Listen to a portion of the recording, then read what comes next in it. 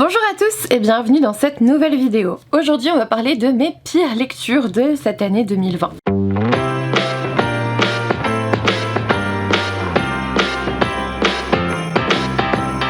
Alors je dois vous avouer que j'ai énormément hésité avant de faire cette vidéo. Je me suis dit, faut-il vraiment encore reparler des lectures que tu n'as pas aimées? Faut-il encore être négative dans un bilan de 2020? Pourquoi est-ce que tu ne parlerais pas que de tes meilleures lectures? Alors ça sera du coup une vidéo qui arrivera normalement demain ou après-demain, quelque chose comme ça.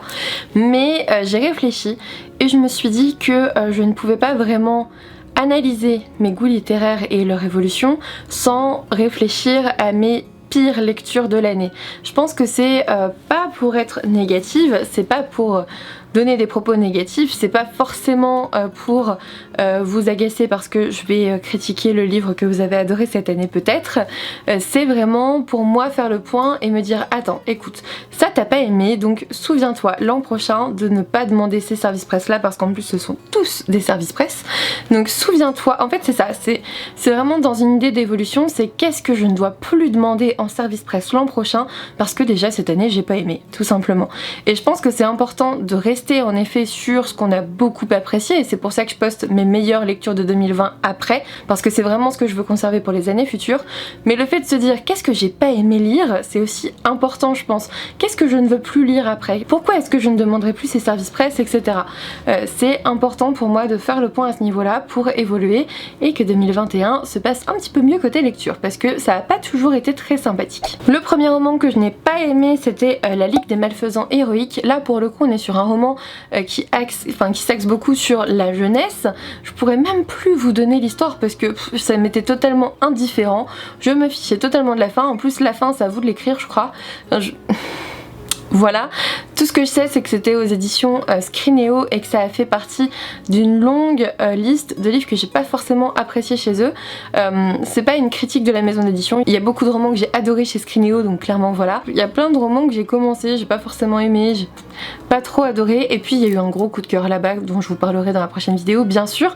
Mais voilà, du coup j'ai arrêté ce partenariat parce qu'ils sont très axés jeunesse et j'en suis venue à me dire que finalement c'est le genre de lecture que je n'arrive plus à lire. Là, La Ligue des Malfaisants Héroïques, j'ai trouvé ça vraiment pas très bon, c'était pas à mon goût en tout cas, et le fait d'écrire la fin, c'est une fin ouverte et j'ai pas compris en fait, j'ai pas aimé du tout. Ensuite j'ai retenu aussi La Vie rêvée de Noah Hawkman, je ne saurais plus vous dire l'auteur. C'était aux éditions Milan ou Bayard, je sais plus, l'un ou l'autre, Milan je pense. Qu'est-ce que je n'ai pas aimé dans ce livre? Absolument tout. C'était extrêmement dissocié, c'était vraiment très peu construit, enfin vraiment pas assez construit à mon goût. Et j'en suis même venue à l'abandonner et à demander aux filles comment ça se finissait. J'étais dans une lecture commune. Pourtant les lectures communes ça vous incite à lire le roman, mais là pas du tout en fait, ça me saoulait. J'avais absolument pas envie de revenir dans ce roman. Donc je l'ai abandonné sans aucun regret parce que quand les filles m'ont dit la fin, enfin le dénouement et la fin, je me suis dit ah ouais ok tout ça pour ça, enfin ça, je n'ai pas aimé du tout ce roman, ça c'est pas passé du tout et je pense que dorénavant je ne me pencherai plus du tout vers ce genre de lecture. C'est un petit peu la même chose pour Je ne meurs pas avec toi ce soir. Je ne meurs pas avec toi ce soir, c'était censé, en gros vous étiez censé suivre deux nanas, une à la peau noire, une à la peau blanche. C'était le pitch en fait, c'était vous suivez une nana à la peau noire, une nana à la peau blanche, qui ne se connaissent pas, qui s'apprécient pas parce qu'elles se connaissent pas en fait, voilà, qui ont plein de préjugés l'une sur l'autre et en fait on est à un match de football, alors football américain bien sûr, et ça dégénère, ça part en combat racial, enfin en vraie bataille raciale, tout le monde se cartonne, enfin c'est incroyable et elles vont tenter de s'en échapper et tenter de survivre et voir plein de choses affreuses durant cette nuit. Le fait que ça dure une nuit c'est un concept mais j'ai pas adhéré. Le fait, la discussion sur le racisme dans ce roman pourquoi pas, mais ça allait trop vite, ça m'a pas plu, j'ai pas aimé les personnages principaux. En fait j'ai eu l'impression qu'on surfait sur la vibe de The Hate You Give, vous voyez tous ces romans là qui sont faits pour dénoncer au niveau racisme et qui sont pas forcément bien faits en fait et qui, ouais, j'aime pas cette façon de faire. C'est comme par exemple pour l'homosexualité, c'est pareil, quand c'est axé sur ça le roman ne me plaît pas. Quand c'est admis de façon normale dans un roman et qu'on se pose pas 50 000 questions, je trouve que c'est la meilleure façon d'accepter, de faire accepter les choses en fait. C'est par exemple de faire une histoire qui est pas forcément uniquement basée sur l'homosexualité mais que ça soit tout à fait normal.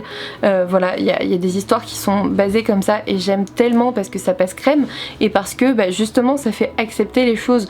Le fait de les dénoncer de façon active c'est bien pendant un temps, mais au bout d'un moment les gens soit se braquent et ne le lisent pas de toute façon, soit l'encensent beaucoup trop par rapport à la qualité du roman. Là pour le coup au niveau qualité littéraire je n'ai pas apprécié la façon de faire, je n'ai pas apprécié le concept, je n'ai pas apprécié les personnages principaux, elles m'ont toutes les deux agacée franchement. J'ai bien aimé ce qui était dénoncé mais on le sait déjà en fait et bref, j'ai pas vraiment aimé ce roman parce que le fond, la forme ne me plaisait pas forcément et je pense qu'il y a de bien meilleures façons de dénoncer le racisme, rien qu'en faisant accepter de façon logique une diversité dans les romans.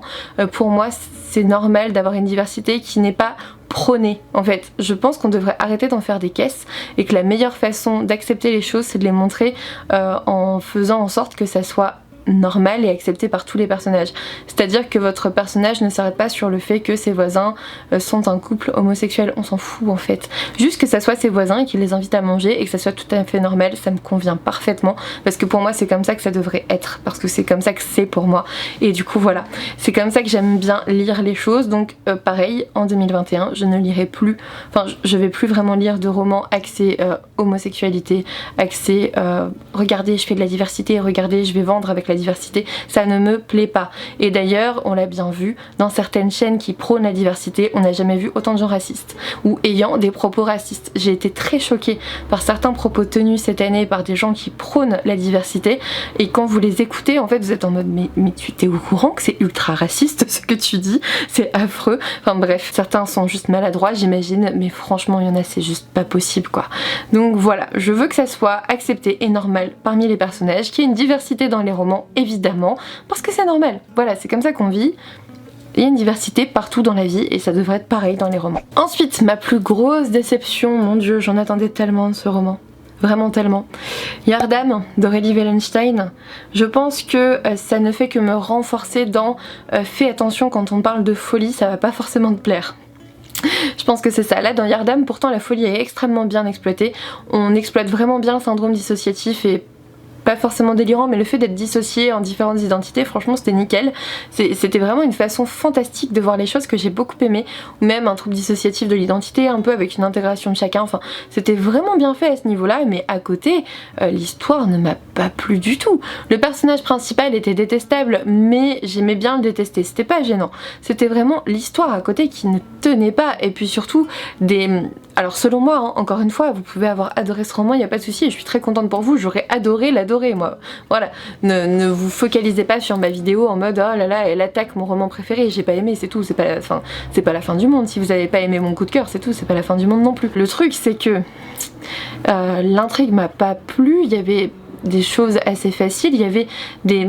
J'ai trouvé qu'il y avait de la violence gratuite qui n'apportait rien, alors qu'habituellement Aurélie Wellenstein, quand elle met de la violence dans ses romans, parce qu'il y a toujours de la violence dans ses romans, ça sert une cause, ça sert quelque chose et ça... Enfin voilà, ça fait avancer l'histoire, ça fait évoluer le personnage. Là, à un moment donné, il y a une scène, mais laissez tomber, je pense que je l'oublierai jamais. Il y a une scène et pour moi, elle ne sert à rien, elle ne sert à rien dans l'histoire, elle n'apporte rien. Et j'ai vraiment pas aimé ça en fait. Et je déteste quand on met de la violence gratuite, du sexe gratuit, alors que j'ai rien demandé, et que ça sert même pas à l'histoire. Quand ça sert à l'histoire, je le comprends, mais là pour moi, ça servait pas à grand chose. Donc voilà, très déçue. Alors que franchement, j'adore les livres d'Aurélie Wellenstein, j'avais adoré Mère Morte, cette dénonciation des violences faites aux mammifères marins et autres créatures marines d'ailleurs. Franchement, c'était génial, c'était extrêmement bien fait, c'était vraiment bien pensé, c'était bien réfléchi, j'ai adoré. Là je suis passée à côté de Yardam, mais totalement. Est-ce que c'est parce qu'il y avait un contexte de folie et du coup j'ai pas adhéré aux autres messages ou je les ai pas vus peut-être, je ne sais pas, mais il y a des choses franchement qui sont pas passées quoi. Et je l'ai lu jusqu'à la fin quand même en me disant allez ça va rattraper et allez ça va aller mieux à la fin, mais c'était pas mieux en fait.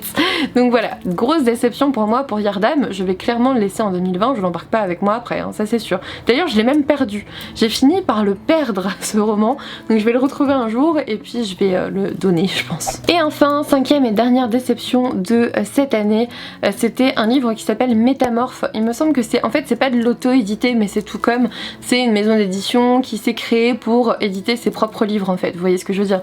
C'est un auteur qui a créé une maison d'édition et qui s'est permis de publier ses propres livres avec le nom de la maison d'édition qu'il a créé, vous voyez ce que je veux dire. Et en fait ça me montre que les petites maisons d'édition et les auteurs auto-édités ne font pas toujours de la qualité. Voilà, Métamorphe est un roman extrêmement cliché qui m'a beaucoup fait rire pour le coup, je pense c'était pas voulu mais je l'ai trouvé... quel est le mot, je ne l'ai pas trouvé bon. Voilà, je n'ai pas trouvé que c'était bon. Je pense qu'il fallait un réel travail éditorial derrière qu'il n'y a pas eu parce que du coup c'était de l'auto-édition déguisée en fait et c'est pas pour descendre le roman ou la maison d'édition, il y en a qui le font et qui sont très bien, il y a des auto-édités qui sont très très bien et j'en reparlerai dans ma vidéo des meilleures lectures de 2020 mais là pour le coup c'est pas passé, c'est extrêmement cliché et surtout c'est le love at first sight que je déteste, c'est-à-dire je vois l'homme, il est magnifique, je suis amoureuse. Non, l'amour n'existe pas comme ça, c'est pas possible, ça suffit. Et je sais que vous allez me dire en commentaire, je connais, mon mari est tombé amoureux de moi au premier regard, c'est un shoot d'ocytocine, c'est tout. L'amour se développe en fait, ça dépend de votre concept d'amour, on n'a sûrement pas tous le même, mais au début c'est un shoot d'ocytocine qui est absolument délicieux, c'est pour ça que certains ne s'en lâchent jamais et ne se posent jamais, mais c'est un shoot d'ocytocine qui arrive dans votre cerveau et qui vous fait ressentir énormément de plaisir rien qu'en voyant la personne. Donc oui, ça se confond vite avec l'amour, mais l'amour se construit derrière. Bref, peu importe, on arrête le cours de bio, il y a différentes amours possibles, mais là l'amour au premier regard je ne peux plus dans les romans, ça n'est pas possible. Surtout qu'ils ne se connaissent pas, elle ne connaît même pas son nom, mais elle l'aime c'est sûr. Non, on peut me dire que c'est une attirance, on peut me dire qu'elle est extrêmement troublée par cette personne, ça j'en suis tout à fait consciente, évidemment que c'est possible. On peut dire qu'elle est, voilà... étrangement attirée par lui et qu'elle va le suivre partout, ok, mais là elle l'aime vraiment du départ et moi ça passe pas, mais c'est impossible, je peux pas, ça m'énerve vraiment, non ça m'énerve. Donc voilà, j'ai pas aimé ce roman et c'était l'une de mes dernières déceptions de 2020. Après il y en a que j'ai pas trop aimé comme Et le désert disparaîtra de Marie Pavlenko que j'adore. Là aussi j'ai été déçue par son dernier roman, il est pas passé. C'était pas une déception de là à dire oh là là je veux plus jamais le lire machin, non, je l'ai fini, c'était pas mal mais bof, voilà, c'était bof pour moi, là encore pour moi, je sais qu'il y a eu des très bons avis dessus mais moi j'ai pas plus adhéré que ça, voilà, voilà c'est tout. Mais voilà, il y a eu d'autres romans qui m'ont pas trop plu, mais pas au point de ces 5 là. Ces 5 là je pense que je m'en souviendrai pendant encore un moment, pourtant j'aimerais bien qu'ils restent en 2020. Du coup voilà, ces 5 romans que je n'ai pas aimés cette année étaient tous des services presse. Donc ça m'invite à me focaliser sur autre chose et à me dire dans une vidéo qui viendra plus tard, dans mes projets, dans mes objectifs de 2021, que je vais demander moins de services presse et que je vais davantage, enfin je vais mieux les choisir. Après c'est un peu chiant parce qu'il y a mes meilleures lectures, il y en a qui viennent de services presse que j'aurais pas forcément, enfin vers lesquels je serais pas forcément allée et en fait j'ai adoré.